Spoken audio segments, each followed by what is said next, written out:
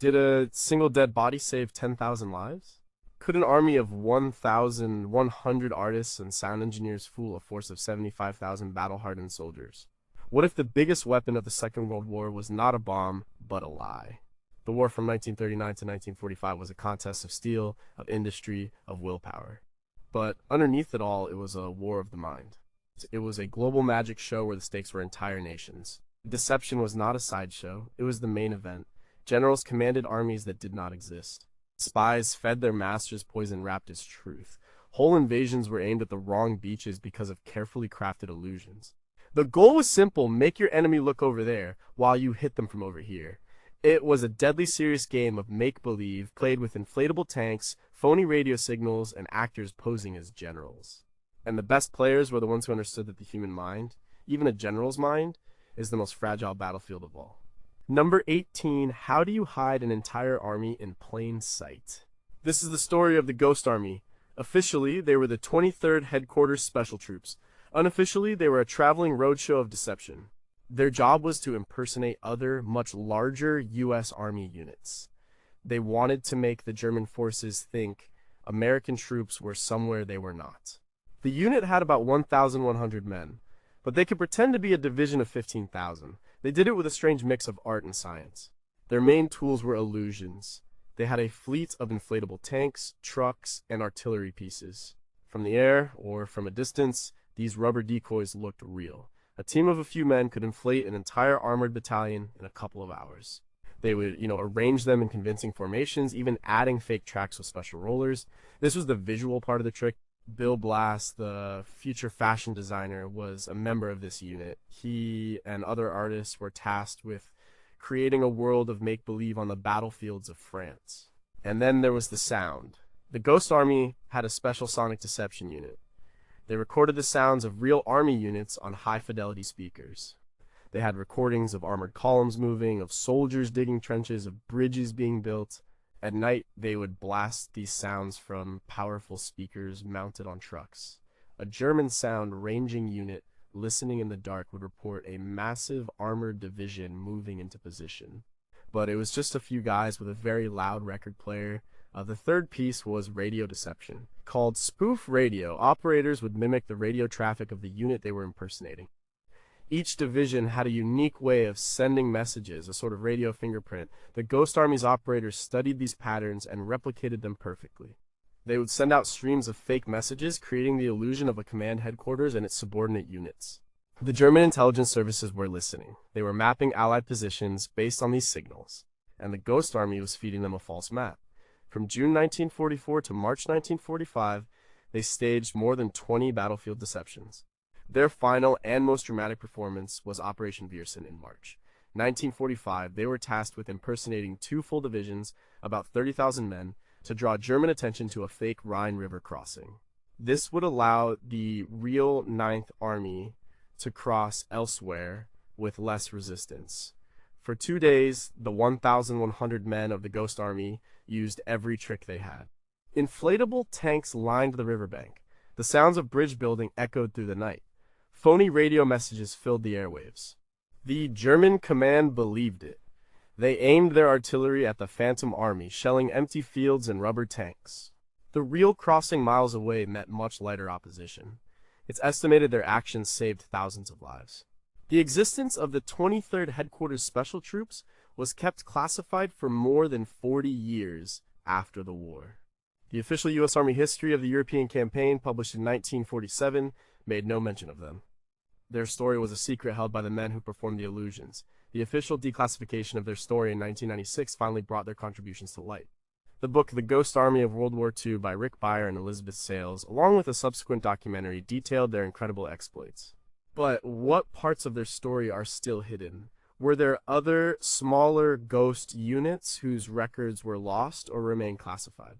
How many times did their illusions fail, and what were the consequences for the real units they were supposed to be protecting? And perhaps the most unsettling question, how much of the enemy's belief in the Ghost Army was due to the illusion itself, and how much was due to German intelligence already wanting to believe an attack was coming from that direction. Number 17, could you trick an enemy by hiding the Suez Canal? The war in North Africa was a war of supply lines and vast open spaces. The desert offered little cover. Deception was everything, and the master of deception in this theater was a man named Jasper Maskelyne. He was a professional stage magician. His family, the Maskelynes, were famous in Britain for their elaborate illusions. When the war broke out, he believed his skills could be used for more than just entertainment. He joined the Royal Engineers and was sent to Egypt. There, he assembled a team of artists, carpenters, and engineers. They were known as the Magic Gang. Their most famous and most disputed accomplishment was the hiding of Alexandria's harbor. Alexandria was a critical port for the British Mediterranean fleet. It was a constant target for enemy bombers. Maskelyne proposed a wild idea. He suggested building a fake Alexandria a few miles away in a desolate bay called Mariute. The plan was to make the fake harbor look exactly like the real one at night. His team built replica buildings, a lighthouse, and even fake anti-aircraft gun emplacements. When air raid warning sounded, the lights in the real Alexandria would be turned off. Then, the lights in the fake harbor would be turned on, creating a perfect target for the bombers. The story goes that for several nights, enemy bombers dropped their loads on the empty desert, convinced they were hitting the British fleet. Another of Maskelyne's legendary feats was the concealment of the Suez Canal. The canal was the lifeline of the British Empire, connecting Britain to India and its oil supplies. Its loss would be a catastrophe. To protect it from air attack, Maskelyne reportedly designed a system of spinning mirrors. A series of powerful searchlights would be directed at these mirrors, creating a dazzling curtain of light nearly a mile wide. The idea was that this disorienting wheel of light would confuse and blind enemy pilots, causing them to drop their bombs inaccurately. The project was called the Whirling Spray. Maskelyne's book, Magic Top Secret, published in 1949, is filled with these and other incredible tales. He claims to have created armies of dummy tanks, fake submarines, and even a system to make tanks invisible in the desert. His work was part of a larger deception effort led by Dudley Clark's Force, the official British deception organization in the Middle East. They used a variety of tricks from wooden tanks to manipulated radio signals to fool the German and Italian forces.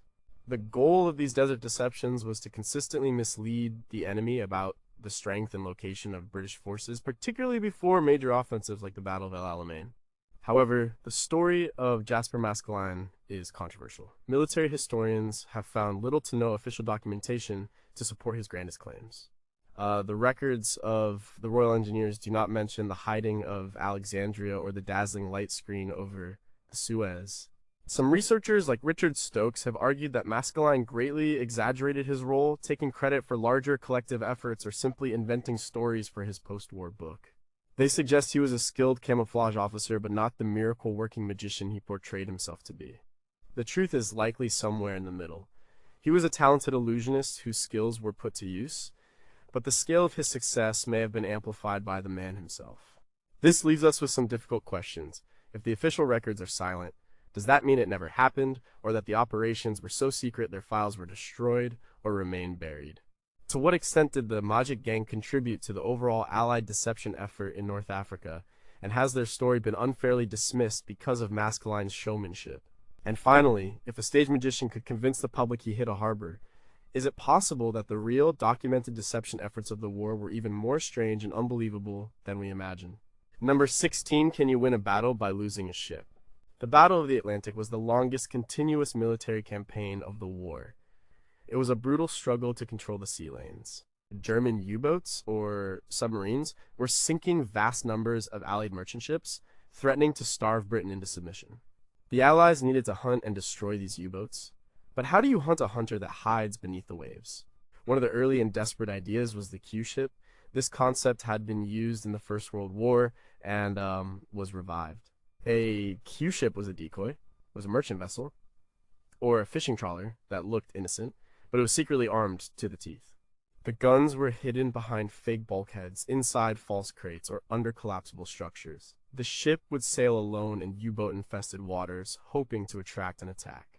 U-boats, in the early war, often attacked on the surface using their deck guns to save precious torpedoes. This was the moment the Q-ship was waiting for. The plan was a piece of theater. When a U-boat surfaced and opened fire, a special panic party of the Q-ship's crew would make a show of abandoning ship. They would launch lifeboats in a mock display of chaos and fear. The U-boat commander, seeing what looked like an easy kill and a helpless crew, would move closer to finish the job. When the submarine was at point-blank range, the captain of the Q ship would give the signal. The hidden panels would drop, the white ensign would be raised, and the ship's concealed guns would open fire. The goal was to destroy the U-boat before it could crash dive to safety. During the war, the British Admiralty commissioned several Q ships. For example, HMS Kingcup and HMS Tamarisk were converted Flower-class corvettes disguised as merchant ships. They were sent on patrols, hoping to lure a U-boat to the surface. However, the success of Q ships in the Second World War was extremely limited. In fact, it was a near total failure. German U-boat tactics had changed since the First War. They were more cautious. They often preferred to attack with torpedoes from a submerged position, which gave the Q ship no chance to spring its trap. In one famous encounter in September 1939, two Q ships, HMS Kittiwake and HMS Kingfisher, were on patrol when a U-boat attacked a nearby tanker. The U-boat commander, however, was suspicious. He torpedoed one of the Q ships from a safe distance and escaped. The concept proved to be too dangerous for the crews and not effective enough against the enemy. The program was quietly abandoned.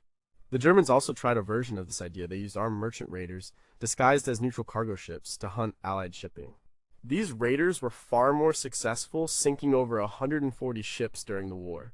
The story of the Q ships is a tale of a clever idea that failed to adapt to new technology and tactics.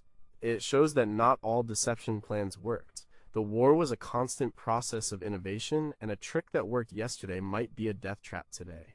The book Q Ships and Their Story by E. Keble Chatterton provides a detailed account of their use in the First World War, and the principles were carried over, but the context had changed.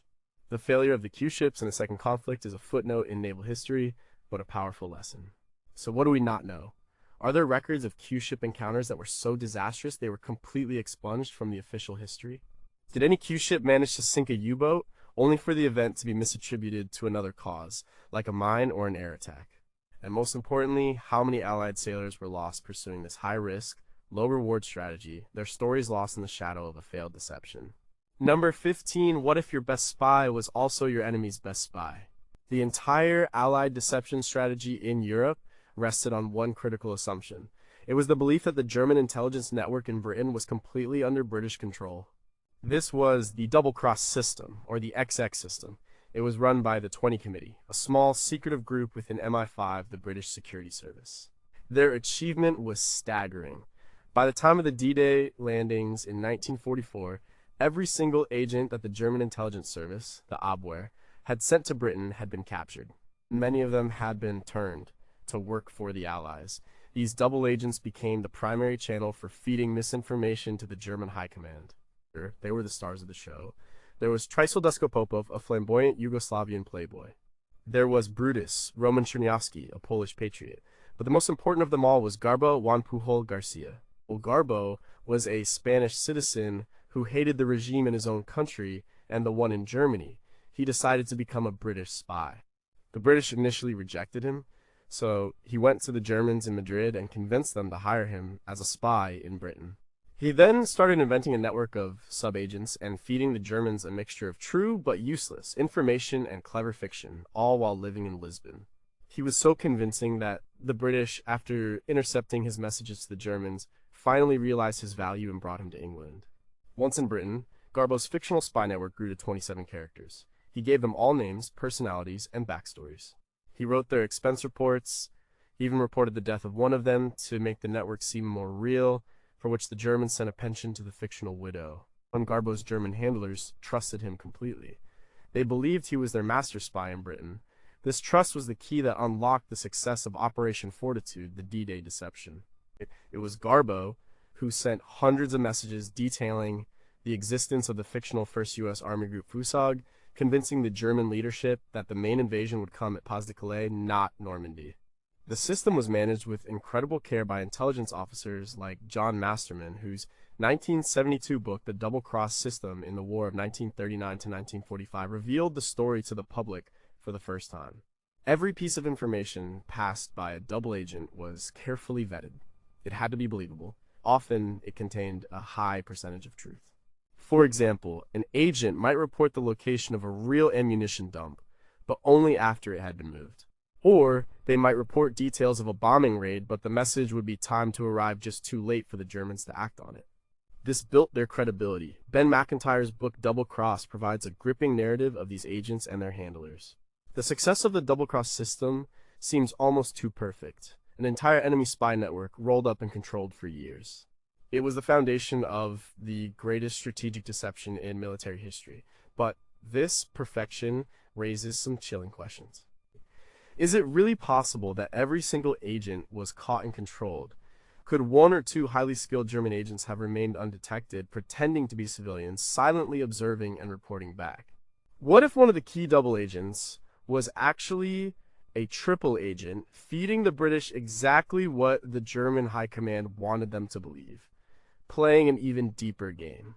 And the most profound question of all, how much of what we know about German intelligence failures is based on the reports of these very double agents, potentially creating a distorted, self-serving history of the secret war.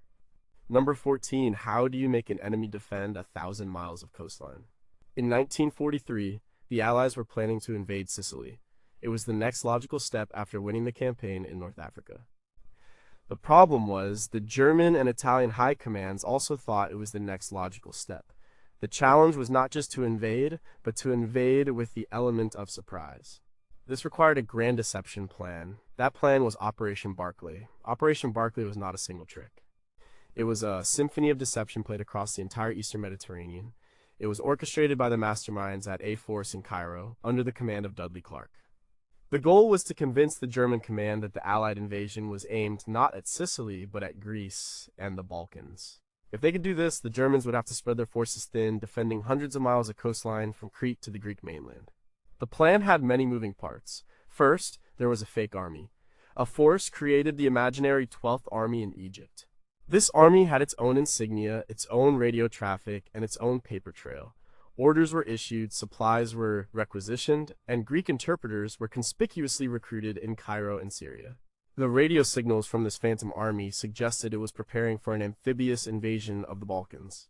Second, there was a campaign of physical deception. The Allies conducted amphibious landing rehearsals on the coasts of Syria and Egypt, areas with terrain similar to Greece.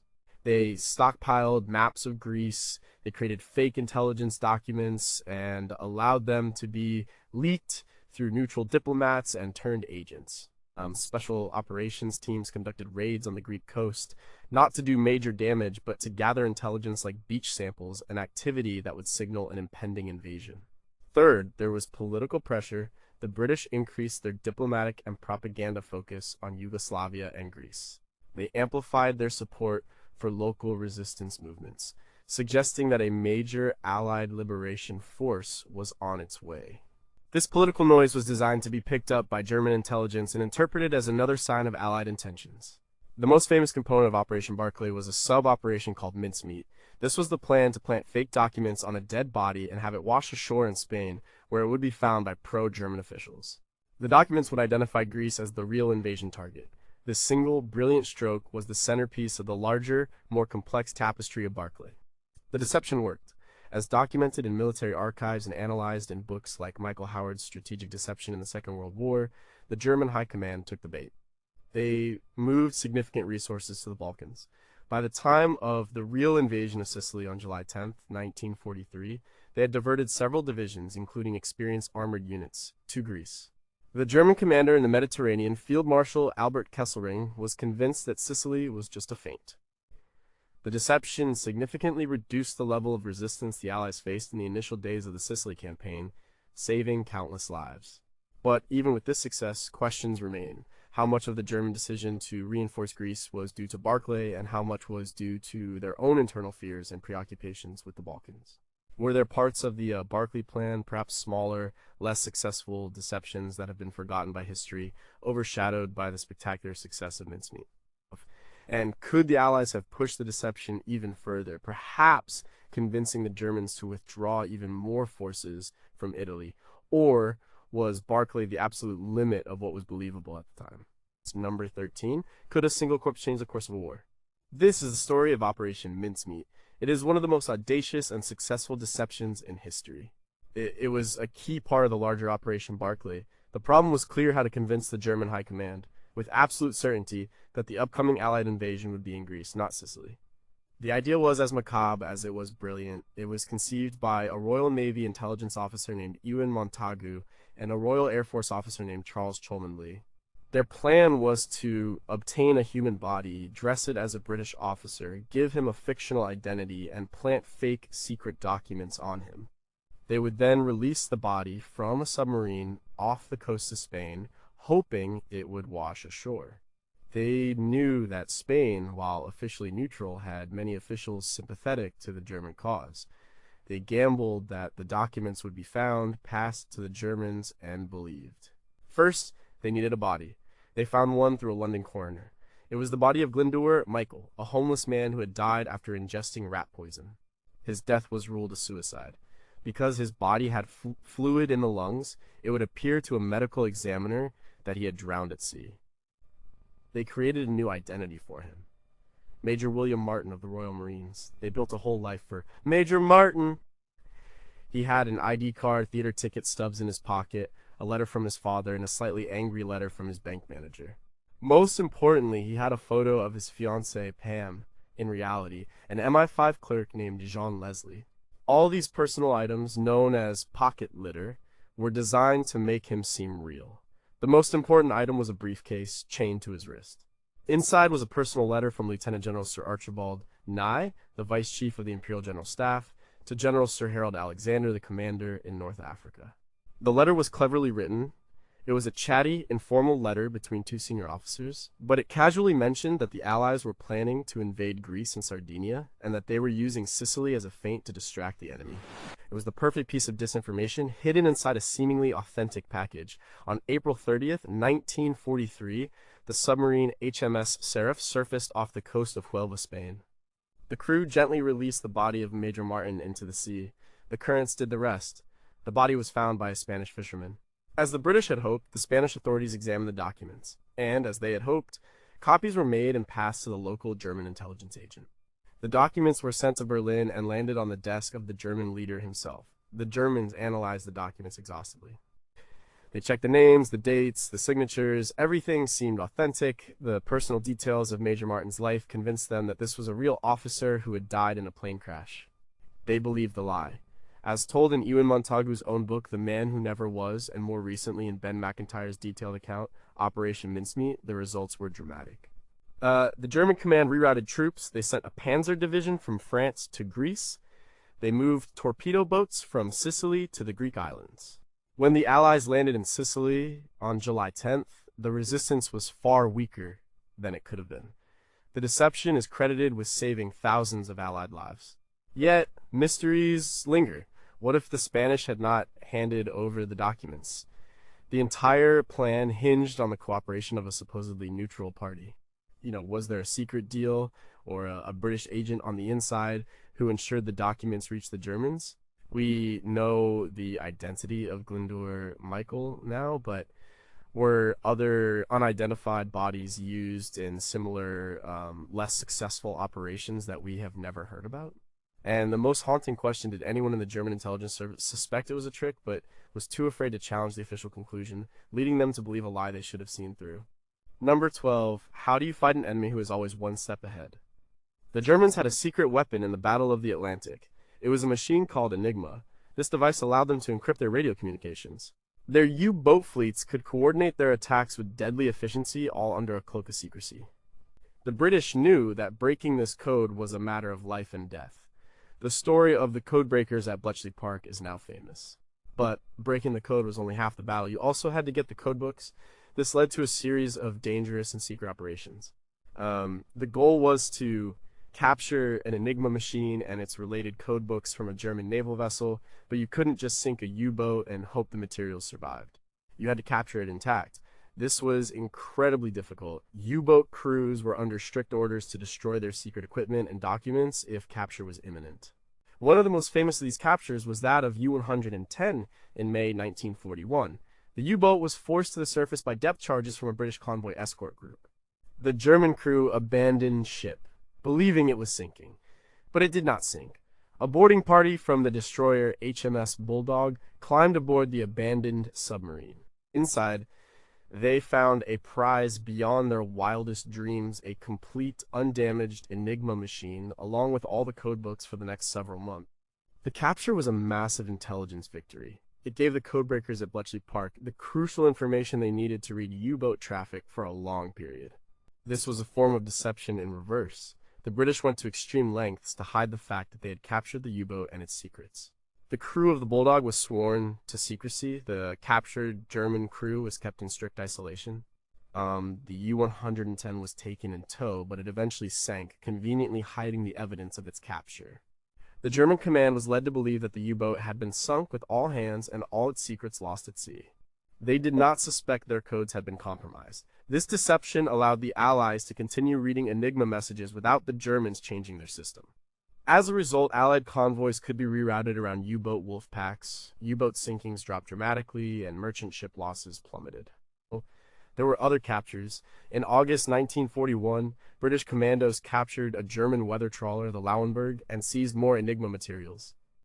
In October 1942, the crew of HMS Petard boarded the sinking U-559 in the Mediterranean and rescued codebooks just before the submarine went down. 3 British sailors died in this heroic act. Their sacrifice gave Bletchley Park vital information for breaking the new 4-rotor U-boat Enigma. The book Enigma: The Battle for the Code by Hugh Sebag Montefiore details these and other daring captures. The success of these operations depended on making the enemy believe their communications were secure when they were not. It was a deception based on silence and concealment, but what don't we know about this secret war? How many other capture attempts were made and failed? With the loss of Allied lives, their stories never told. Were there instances where the Germans suspected a compromise but were talked out of it by overconfident commanders, a fact buried in their war records?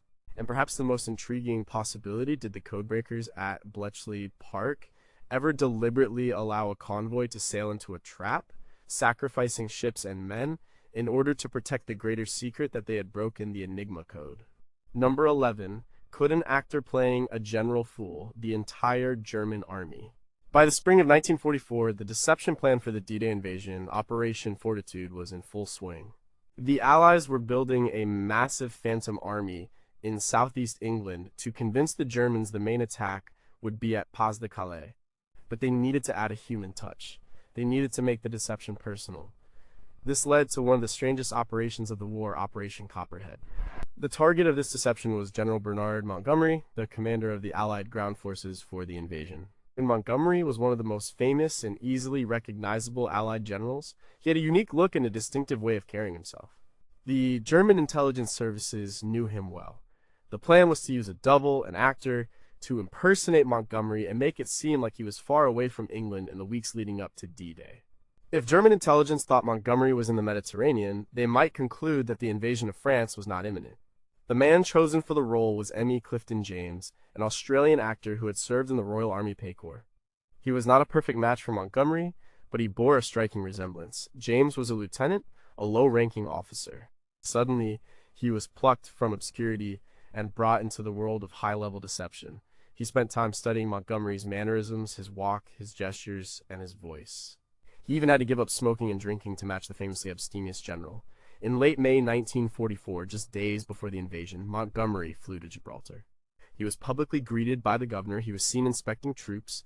He made sure to be seen by several neutral diplomats and businessmen known to have contacts with German intelligence.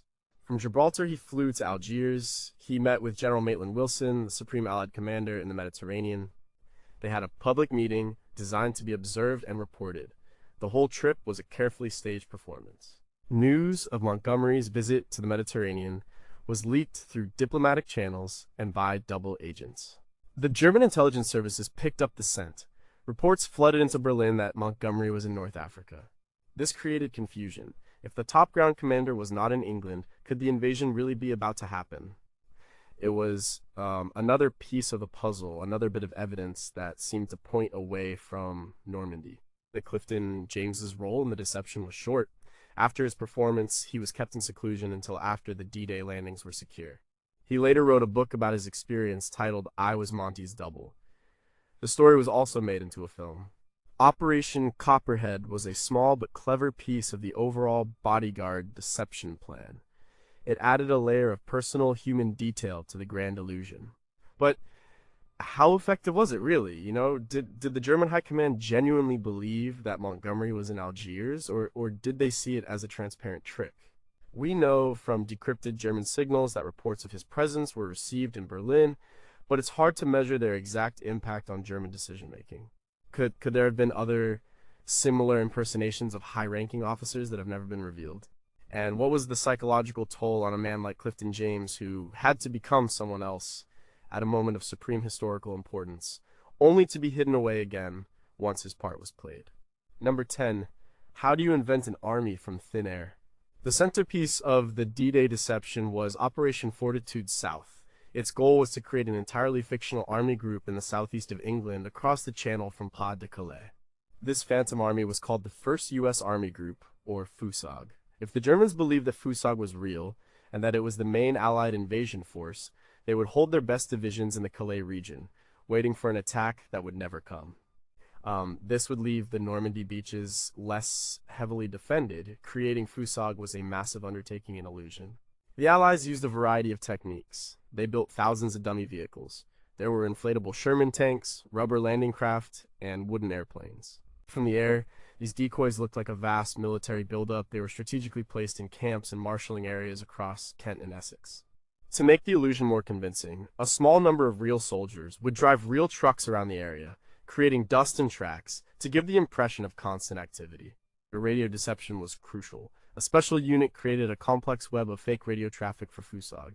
They mimicked the signals of a full army group headquarters and all its subordinate corps and divisions, day and night.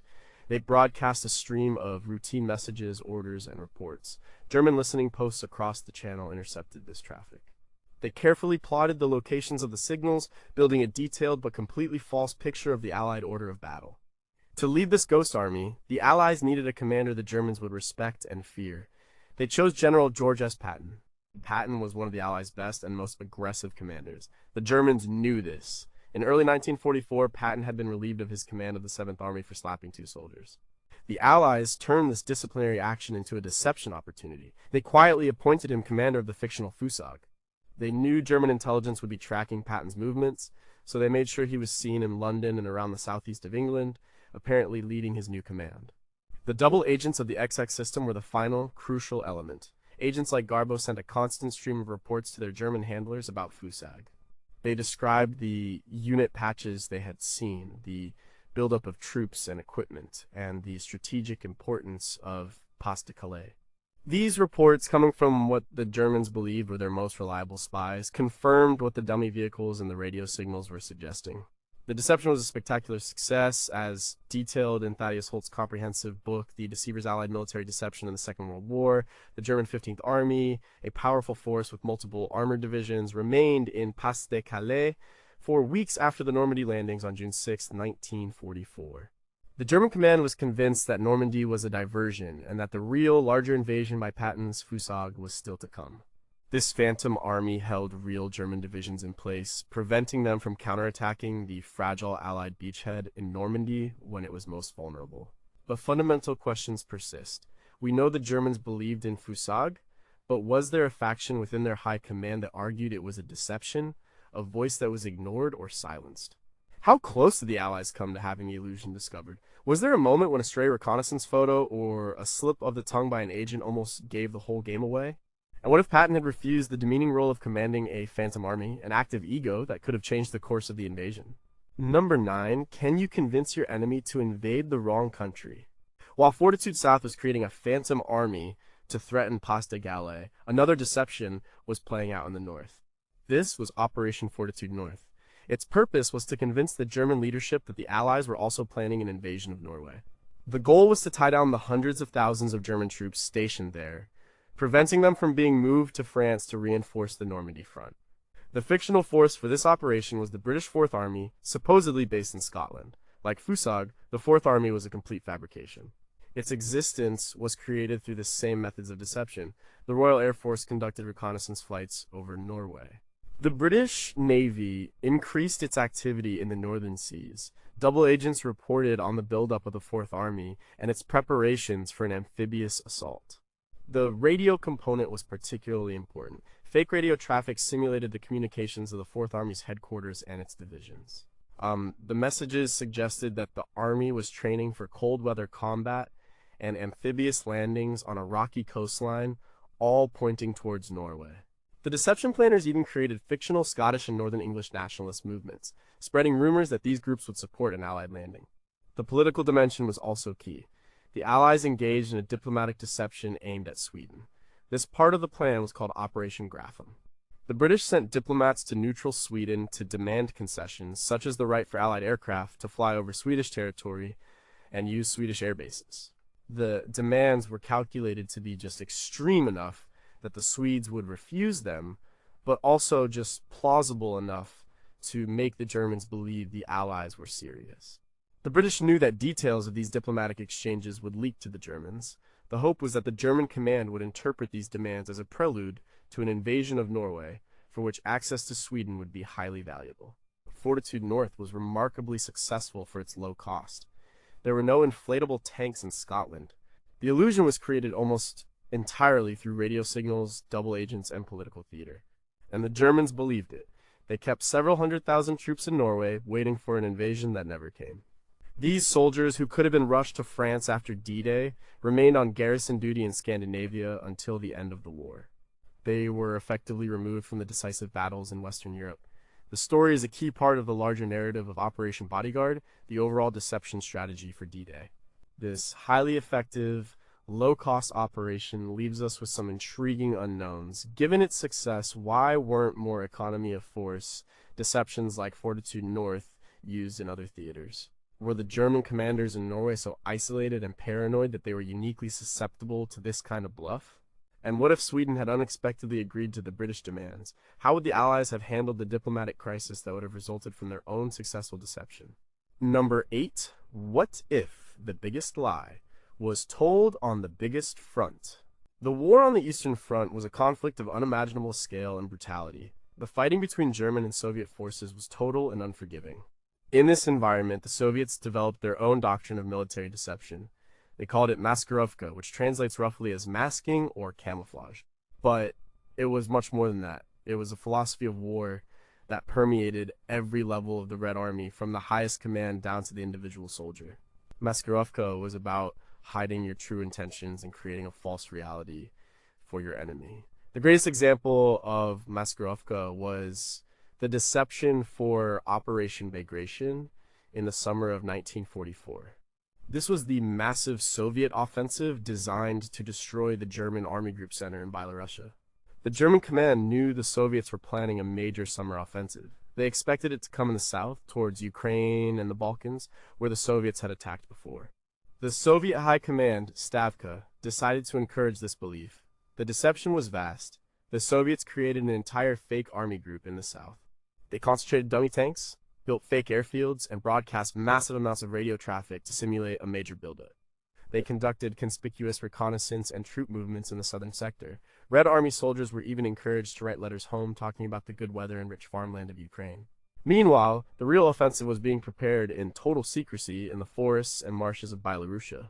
Over 2 million soldiers, thousands of tanks, and tens of thousands of artillery pieces were moved into position. The movements were done mostly at night. Strict radio silence was observed. An enormous camouflage effort was undertaken to hide the equipment from German aerial reconnaissance. The partisan units behind German lines were activated to disrupt German supply and communication lines, isolating Army Group Center and preventing them from getting a clear picture of what was happening. David Glantz's book Soviet Military Deception in the Second World War is the definitive study of these techniques. When the attack began on June 22, 1944, the anniversary of the German invasion 3 years earlier, it came as a complete strategic surprise. The German Army Group Center was hit by an overwhelming force from a direction they did not expect. The result was a catastrophe for the German army, one of the worst defeats it suffered in the entire war. In just over a month, Army Group Center was annihilated. The Soviets advanced hundreds of miles, shattering the German front line. The success of the Maskirovka for Operation Bagration was absolute. It demonstrates a different approach to deception than the more theatrical British and American methods. It was less about clever tricks and more about total, overwhelming operational security and misdirection on a continental scale. But the scale of the operation raises profound questions. How did the Soviets manage to maintain secrecy among millions of soldiers? Was discipline so absolute? Or were there other methods of control we don't know about? Did any German intelligence analysts correctly predict the attack on Army Group Center, only to have their warnings dismissed by a high command that was fixated on the South? And given the closed nature of Soviet society and archives, how many other massive deception operations were conducted on the Eastern Front, their stories still completely unknown to the West? Number 7. How do you create a war that isn't happening? In late 1943 and early 1944, the Allies were not just trying to convince the Germans that the invasion would be at Pas-de-Calais. They were also trying to tie down German forces in other parts of Europe. This led to Operation Zeppelin. It was the Mediterranean equivalent of Fortitude North. Its goal was to create a credible threat of a major Allied invasion of the Balkans, specifically Greece and Crete. Like the other grand deceptions, Zeppelin relied on creating a fictional army. This was the Ninth Army, supposedly massing in Egypt under the command of the newly created 12th Army. The deception planners, again from Dudley Clark's A-Force, used all their standard tools. They created phony radio traffic. They leaked false information through diplomatic channels and double agents. They conducted amphibious exercises in the Eastern Mediterranean. But Zeppelin had a unique feature. It included a fake war within a war. The deception plan simulated the entire buildup to an invasion. There were 3 phases. Phase 1 was the diplomatic offensive, where the Allies put pressure on neutral Turkey, suggesting they were seeking Turkish assistance for an invasion of the Balkans. Phase 2 was the War of Nerves, which included the amphibious rehearsals, reconnaissance flights, and commando raids along the Greek coast. Phase 3 was the final attack, which was timed to coincide with the real D-Day landings in Normandy. On June 6, 1944, the fake 9th and 12th Armies began their invasion, with radio traffic simulating a massive fleet crossing the Mediterranean and landing on the Greek coast. The Germans were watching and listening to all of this. Their intelligence reports from the period, now available in archives, show that they took the threat seriously. They believed a major Allied operation in the Balkans was a real possibility. As a result, they kept dozens of divisions, including valuable armored units stationed in Greece, Crete, and the Aegean Islands. These were troops that could have been moved to France or Italy to fight the real Allied advances. They were neutralized by a war that was only happening on the radio waves and in the minds of the German generals. Operation Zeppelin continued for weeks after D-Day. The phantom invasion of Greece was kept alive to ensure the German divisions in the Balkans stayed put. It was a long-running, complex piece of theater that successfully pinned down a significant portion of the enemy's army far from the decisive front. It was a triumph of strategic misdirection. But the very complexity of Zeppelin raises questions. With so many moving parts, diplomatic, military, and clandestine, how did the planners keep the story straight and avoid contradictions that could have exposed the entire plot? Was there a point where the Germans came close to calling the bluff? And what did the Allies have planned if they did? And how many Allied Special Forces soldiers were risked, and perhaps lost, on minor raids in Greece that were conducted purely for the sake of making the deception more believable? Number 6, who was the mastermind behind all the lies? In any great theatrical production, there is a director. In the world of Allied military deception, that director was a man named Dudley Clark. Clark is widely regarded as the father of British deception. During the war, he was not a traditional soldier. He was an officer with a flair for the dramatic, an imaginative mind, and an almost obsessive attention to detail. In 1940, in a Cairo hotel room, he essentially invented the British Deception Organization for the Middle East. He called it A-Force. The name was deliberately vague and grand, suggesting a much larger and more important unit than it actually was. From his headquarters in Cairo, Clark orchestrated nearly all the major deception campaigns in the Mediterranean and North Africa. He was the brain behind Operation Barclay, which misled the Germans about the invasion of Sicily. He had a hand in the early desert deceptions that used dummy tanks to fool Rommel's reconnaissance planes. His A-Force was a small, eclectic unit of brilliant and often eccentric individuals. They were not just soldiers, they were writers, artists, and architects. They understood that deception was not just about hiding things, but about creating a new reality for the enemy.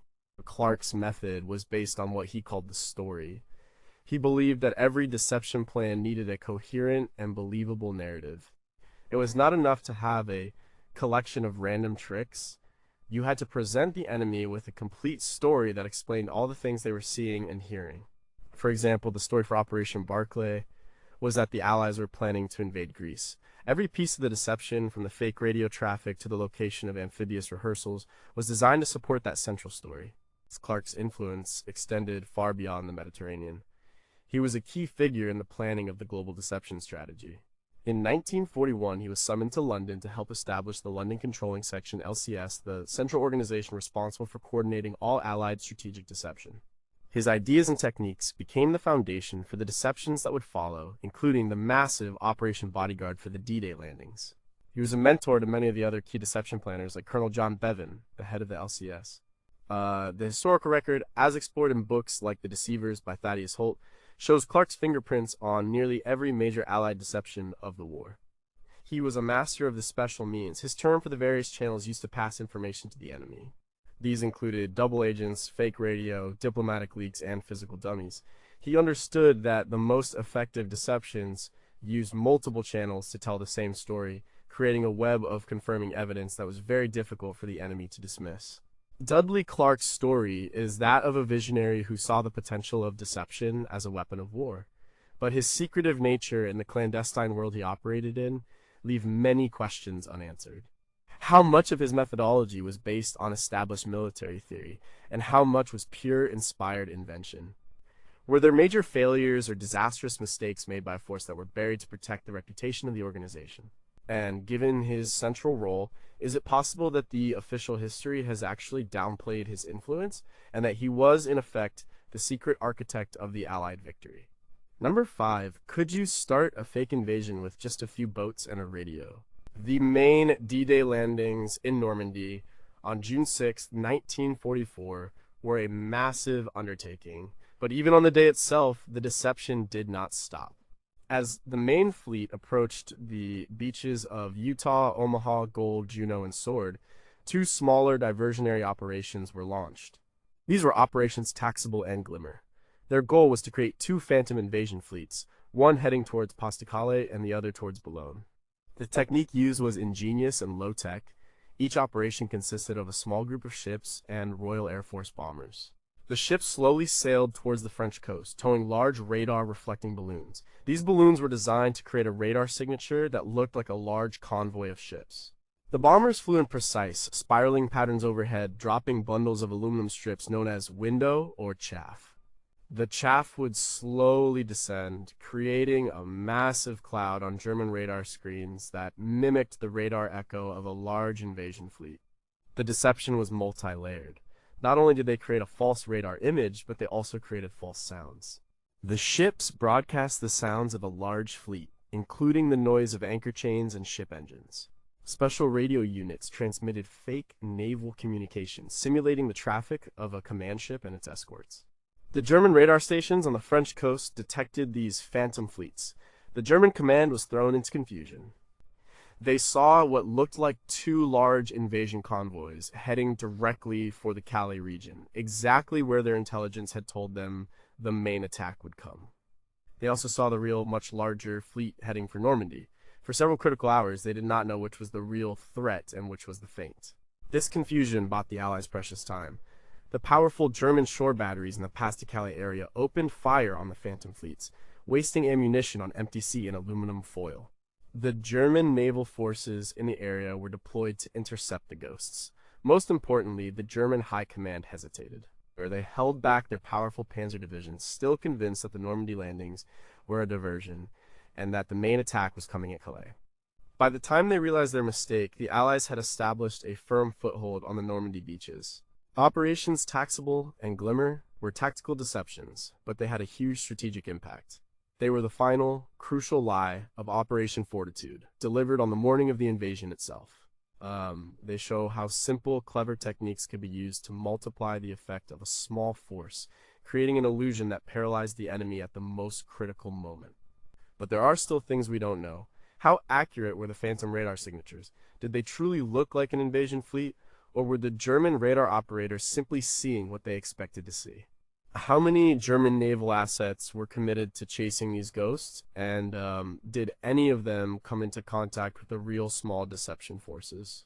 And what was the backup plan if the Germans had not been fooled and had immediately identified the Normandy fleet as the one true threat? Number 4, What if your biggest deception was a complete failure? Not all deception plans were brilliant successes. In 1943, the Allies launched Operation Cockade. It was, in many ways, a dress rehearsal for the grand deceptions of 1944. The goal of Cockade was to pin down German forces in Western Europe and draw the German Air Force, the Luftwaffe, into a battle of attrition over the Channel. The Allies were not yet ready to invade France, but they wanted the Germans to think they were. Operation Cockade was actually three separate deception plans. The first was Operation Tyndall, a threatened invasion of Norway from Scotland, a precursor to Fortitude North. The second was Operation Wadham, a threatened invasion of the Brittany region of France by American forces based in the United States. The third and largest part was Operation Starkey, a threatened amphibious invasion of the Pas-de-Calais region, a direct forerunner of Fortitude South. Operation Starkey was the main effort. The Allies assembled a large number of troops and landing craft in southeast England. They conducted large-scale exercises. The RAF flew thousands of sorties over the Channel to establish air superiority.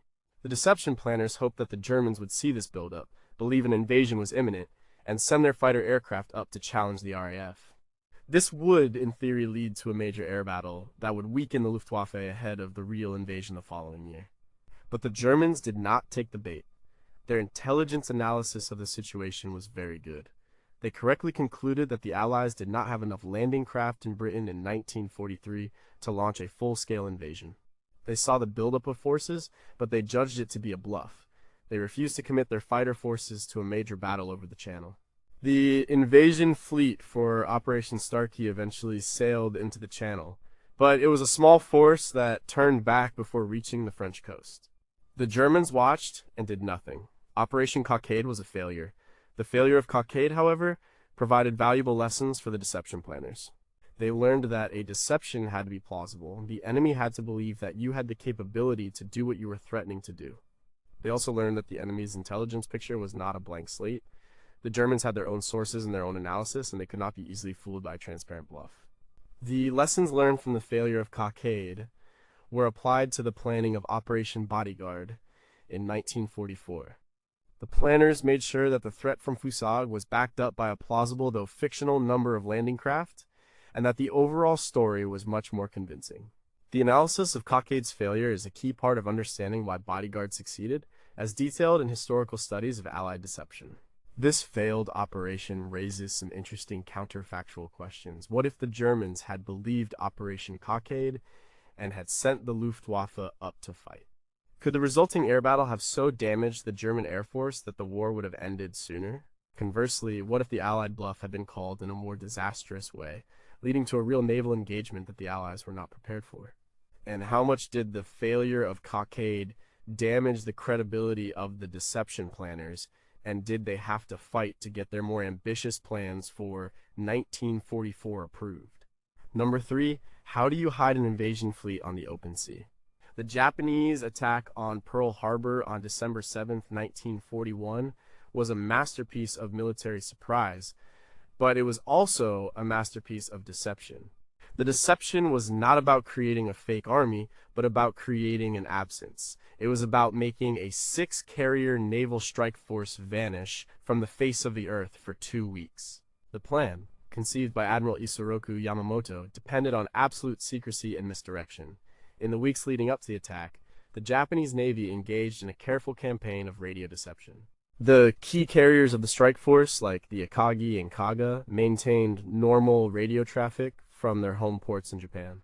But the actual ships were not there. The radio operators remained behind, sending out routine messages to create the illusion that the fleet was still in Japanese waters.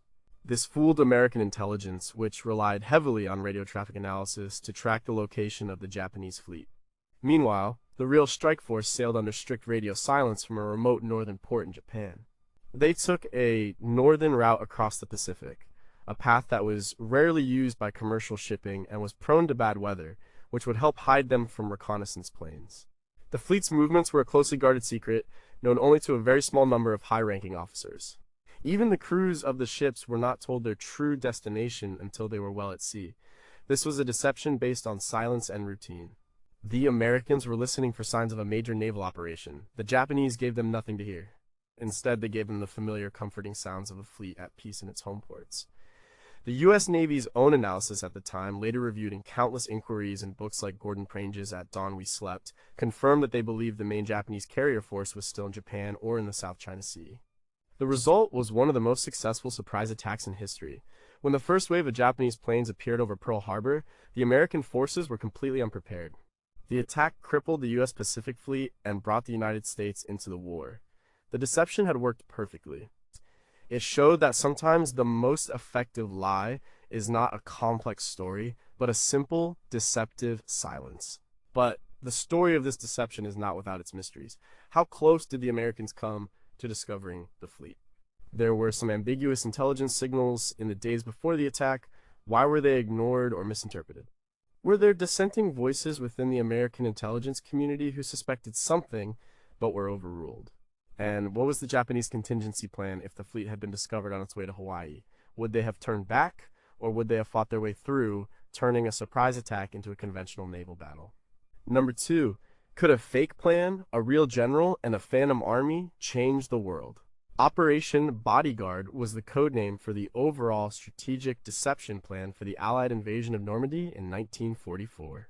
It was the master plan, the umbrella under which all the other deceptions like Fortitude and Copperhead took place.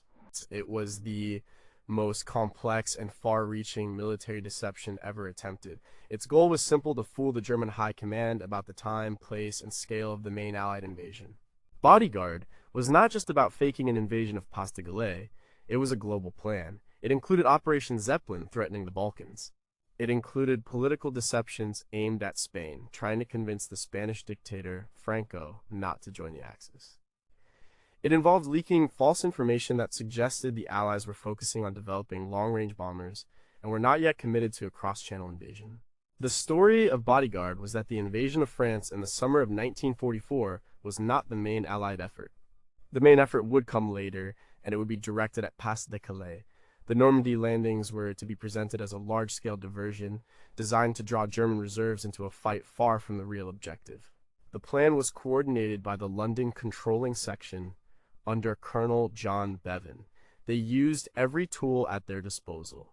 They used the double agents of the XX system to feed the Germans a carefully orchestrated stream of misinformation. They used the phantom armies of Fortitude North and Fortitude South to create credible threats to Norway and Calais. They used diplomatic channels, special operations, and massive radio deception campaigns. Every piece of the puzzle was designed to fit into the larger narrative of Bodyguard. The name Bodyguard itself was a piece of psychological warfare.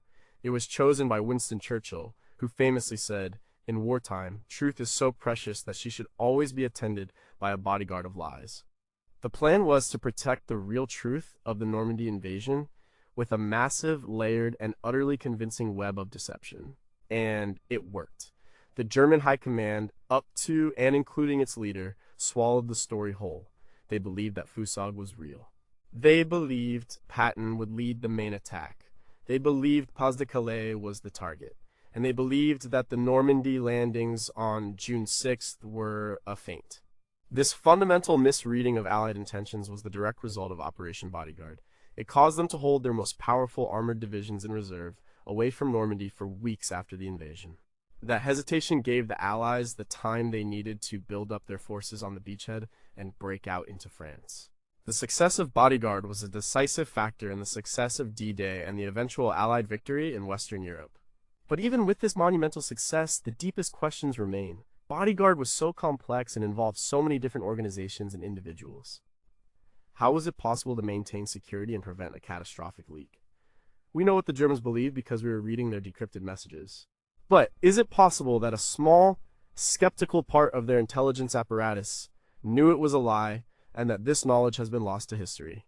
And what if the plan had been too successful? What if the Germans had so completely stripped the Normandy defenses to reinforce Calais that the Allies walked ashore with no resistance, a situation that might have raised immediate suspicion that they had fallen for a trap? Or number 1, what if the real war was the war of lies? Looking back at these 18 stories, a single powerful idea emerges. The Second World War was not just fought on beaches, in deserts, and in the skies. It was fought in the minds of the men who made the decisions. Every one of these operations, from the grand strategic illusion of bodyguard to the tactical trickery of the Ghost Army, was designed to attack the enemy's perception of reality. The goal was to make a general doubt his own intelligence, to make him fear a phantom army, to make him defend the wrong place at the wrong time. The tools of this war were not just bullets and bombs. They were inflatable tanks, dead bodies with false papers, turned spies whispering lies, and actors playing generals. The heroes of this war were not just soldiers, but artists, magicians, writers, and cryptographers. Men like Dudley Clark and Ewan Montagu understood that the most effective weapon is the one that turns your enemy's strength, his logic, his intelligence, his training against him. They did not try to hide the truth so much as they created a new, more compelling truth for their enemy to believe in. The war of deception was a high-stakes game. A successful lie could save thousands of lives. A failed lie could cost them. The men and women who planned and executed these deceptions operated under immense pressure in total secrecy. Many of their stories were not told for decades after the war. Some are probably still locked in classified archives. The Book of the Secret War is not yet closed. This leads us to the final, most unsettling questions. How much of the accepted history of the Second World War is actually the product of these deceptions? Are there major battles or campaigns whose outcomes were decided by a secret lie that we still don't know about? If the Allies were this sophisticated in their deceptions, what equally clever deceptions were the Axis powers running that we fell for, and whose effects we have misinterpreted as simple luck or enemy incompetence? And finally, if a bodyguard of lies was so essential to protecting the truth in that war, how can we ever be sure what was the truth and what was just the most successful story?